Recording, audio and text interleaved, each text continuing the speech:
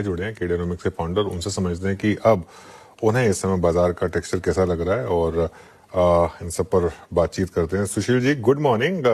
सबसे पहले तो मार्केट की बात करते हैं, क्योंकि लग रहा है कि 8वां दिन हो गया आज मार्केट लगातार लोअर हाई और लोअर लोज बना रहा है।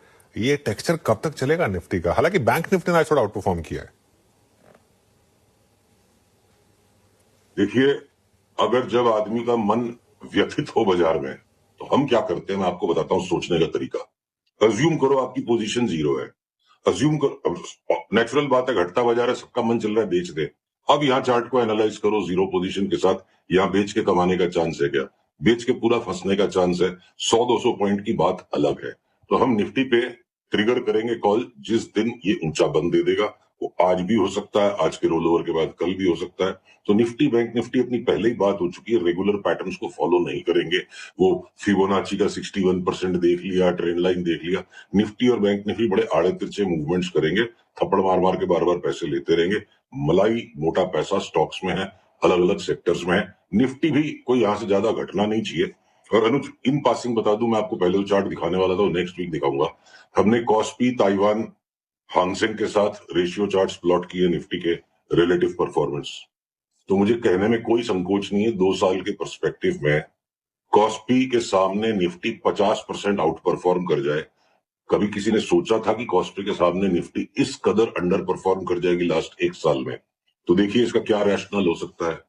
रेस के मैदान में दौड़ने वाले कुछ घोड़ों को पीछे रख लिया जाता है, जिससे कि उन पे दांव इतना कमजोर लगे, जो गोरे की इतनी सेलिंग होती जा रही है।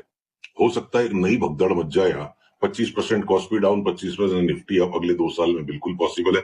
मैं 2 साल सावधानी के लिए कह रहा हूं। और एक बात, अगर ये बाकी सारे ग्लोबल मार्केट टॉप ही लग रहे हैं, डॉलर इंडेक्स बढ़ जाएगी लग रहा है, और ये लग रहा है सारे वर्ल्ड के मार्केट नीचे आ जाएंगे। अपनी जब 26,000 निफ्टी फर्स्ट टाइम आई थी तो बात हुई थी भारत में पीपी वाटरबॉल्स वाली सिचुएशन हो गई है। वो एसएनपी पे भी बन रही है। जीरो रेवेन्यू वाली कंपनियां $10-10 बिलियन के वैल्यूएशन पे आईपीओ लाने की तैयारी में लगी हैं। तो वो टॉप आउट हो रहा है, पीपी वाटर बॉल्स वहां बन रहा है। अगले महीने 2 महीने में जब तक वहां पीपी वाटर बॉल्स बने, ये ग्लोबल तेजी का जो फिनाले है, इसका शो स्टॉपर निफ्टी बन जाए और यहां से अगले 1.5-2 महीने में निफ्टी कोई बड़ा आउट परफॉर्मेंस दे दे, ये बिल्कुल संभव है। हम सबको अपनी सीमित बुद्धि से ऊपर उठ के बाजार के साथ चलना पड़ेगा। अपनी बुद्धि के ऊपर में जोर लगाते रहेंगे, टाइम पे सौदा बिगड़ जाएगा। नहीं, लेकिन दिक्कत क्या है कि सुशील जी, क्योंकि देखिए सारी वर्ल्ड मार्केट आप देखिए, नैस्डैक, डाउ इतना आउट परफॉर्म कर रहे हैं, बाकी सारी मार्केट इतना अच्छा चल रही हैं, और यहाँ पे चार्ट तो नहीं बता रहे हैं कि इंडियन मार्केट में हल्की सी भी स्ट्रेंथ है, और आप इतना पॉजिटिव व्यू ले रहे हैं। देखिए, जो हो चुका उस पास्ट से निकल के आपको आने वाले फ्यूचर पे दांव लगाना, स्टॉक मार्केट उसी को पैसा देता है। तो जो आप बता रहे हो तो हो चुका है, और आने वाले समय में मैं दांव किस बेसिस पर लगा रहा हूं। अगर निफ्टी को यहां से भी घटते ही जाना है तो मुझे 150 ऐसे स्टॉक्स तो दिखने चाहिए ना, जिनके अंदर में शॉर्ट करके 20-25%, 10-12% कमाने की जगह है। बहुत सिलेक्टिवली बीच बीच में थोड़े थोड़े शॉर्ट्स आते हैं। अब टाइटन शॉर्ट किया, कल उसका short cell signal square of हो गया। अगर आपने हेल्थ केयर के स्टॉक्स को शॉर्ट किया, सबके अंदर में इंटरिम टेक प्रॉफिट आ गया। तो ये बीच बीच में जो शॉर्ट्स की भी जो रैली स्टार्ट होने वाली, बॉस्क ने इतना करेक्शन दे दिया, अब यहां से वापस 25% नया बढ़ने की बाई का सिग्नल आ गया। तो इंडिविजुअल स्टॉक्स की चार्ट्स और निफ्टी की चार्ट टुगेदर एडअप नहीं करेगी। अगर मैं निफ्टी की चार्ट को नहीं देखूं और स्टॉक्स की चार्ट क्लैरिटी दे रही है, हम अभी उस पर दाव लगाएंगे जब निफ्टी में रिवर्सल आ जाएगा। आपकी बात बिल्कुल ठीक है, दिख नहीं रहा है चार्ट पे, इसीलिए भी हम निफ्टी पे दाव नहीं लगाएंगे। वो 2 दिन ऊपर बंद आते सबका दिखना चेंज हो जाएगा। चलिए अब फिर स्टॉक स्पेसिफिक बात करते हैं। बीएससी, ये करेक्शन पूरी हुई क्या, और यहां से अब क्या व्यू रहेगा आपका स्टॉक पर? तो हमने 1975 तक जाने की नीचे जगह की बात की थी, पर उसके पहले ही इसने अपनी डाउन ट्रेंड लाइन को तोड़ दिया है। अभी भी 1975 को रूल आउट नहीं कर सकता। कभी अचानक मार्केट में बॉक्सिंग मैच आ गया, 100 रुपए की जगह रखिए। तो आधा माल हमने लेने के लिए अपने निवेशकों को सलाह कल ही दे दी, और जब 2300 आपसे हमारी बात हुई थी वो क्रॉस होगा, उसके बाद आप चाहे लिवरेज पोजीशन लो। पर अब संभावना बनती है 100-200 रुपए की जगह रख के बात करनी चाहिए। मैंने पिछली बार आपको दबी जबान में कहा था बीएससी का अगला पड़ाव 3500 होगा। मुझे लगता है 4200 भी हो जाए तो बड़ी बात नहीं है, पर हाथी को टुकड़े से, फॉर्क एंड नाइफ के साथ टुकड़े टुकड़े करके खाएंगे।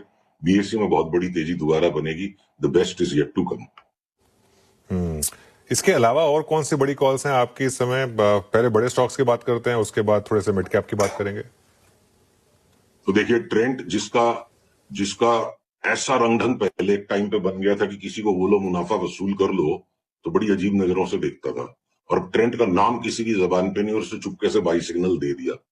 तो हमारे यहाँ पे ऑलरेडी ये रिकमेंडेशन हो चुका है कि ट्रेंड का अगला पड़ाव 9,000 सोच के चलते हैं, टुकड़े टुकड़े में काम करना है उसको भी, और क्या पता 9,000 के बाद भी रिवीजन आ जाए 13-14,000 की। तो मैं ये निफ्टी के प्रपंच में पढ़ूं इसी वक्त, तब ट्रेंड जैसा stock, high quality company, high quality stock जिसपे फंडामेंटल टेक्निकल हर तरह की दीवानगी पहले हो चुकी है, मुझे लगता है वो दौर लौट के आएगा और पिछली बार से भी ज्यादा बड़ा सैलाब बन सकता है। तो ट्रेंड में फिलहाल बाई है, स्टॉप लॉस रखना होगा।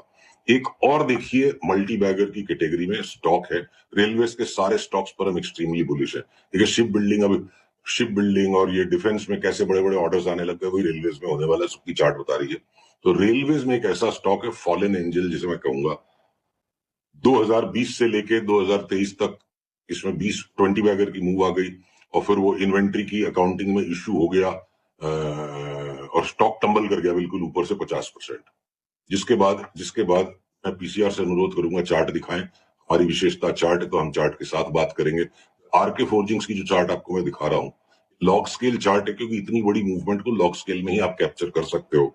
जो अटोनमेंट होना था स्टॉक के इन्वेस्टर्स का वो हो गया, और प्रमोटर ने अकाउंटिंग मिसहैप पे या मिसडिमिएनर पे अगर 2100 रुपए के भाव में खुद को वारंट लिख दिए, इसलिए 2100 की फोरकास्ट नहीं, इंडिपेंडेंट चार्ट पे फोरकास्ट है। और आरके फोर्जिंग्स में बाई ट्रिगर हो चुका है, स्टॉप लॉसेस के साथ काम करना है। 2100 की यात्रा में कई बार बीच बीच में टेक प्रॉफिट आएंगे। साल भर का कोई व्यू ले तो लौट के बुद्धू घर पे आएंगे, ऐसी ये चार्ट दिखती है। ओके, एक स्पेस जहां सबसे ज्यादा पैसा बना है वो है ऑटोज। यहां पर अब आपकी क्या बड़ी ट्रेड्स होंगी सुशील जी? तो देखिए, जब बहुत सरल बाजार होता है, गधा घोड़ा सारे भागते हैं, सारे सेक्टर सारे स्टॉक भागते हैं, कोई भी पैसा कमा लेता है। फिर जब थोड़ा सा मार्केट सिलेक्शन करता है बॉयज टू मैन, तो इंडिविजुअल सेक्टर्स के रोटेशन आते हैं, और जब मार्केट सीवियर सिलेक्शन पे आ जाता है तो विद इन सेक्टर्स भी रोटेशंस होते हैं। तो ऑटोज के अंदर में मारुति का क्लियर कट कल शॉर्ट सेल सिग्नल ट्रिगर हो गया। किसी भी रिकमेंडेशन का मतलब या एनालिसिस का मतलब ये नहीं कि स्टॉप लॉस नहीं हो तो रखना ही पड़ेगा।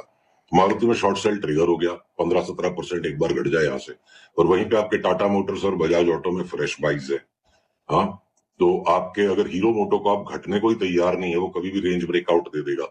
तो ये दो ऑटो के two wheeler stocks, Tata Motors जो लगाड़ रहा है, और for what ever concerns and worries थोड़ा बहुत दबा हुआ रह गया, वो आई थिंक वो साइबर अटैक का इशू बिहाइंड द बैक है। तो ये 3 बाइज हैं, एक टाटा मारुति में इस वक्त शॉर्ट सेल है, और अगर एंसेलरीज को भी मैं साथ में इंक्लूड करूं, बॉश में भी एक 25% की बाई का सिग्नल है। ओके, चलिए, तो ये इस समय कुछ आपके लिए ट्रेड्स, कोई काफी स्टॉक्स पर बात हुई। थैंक यू सो मच आज हमारे साथ जुड़ने के लिए।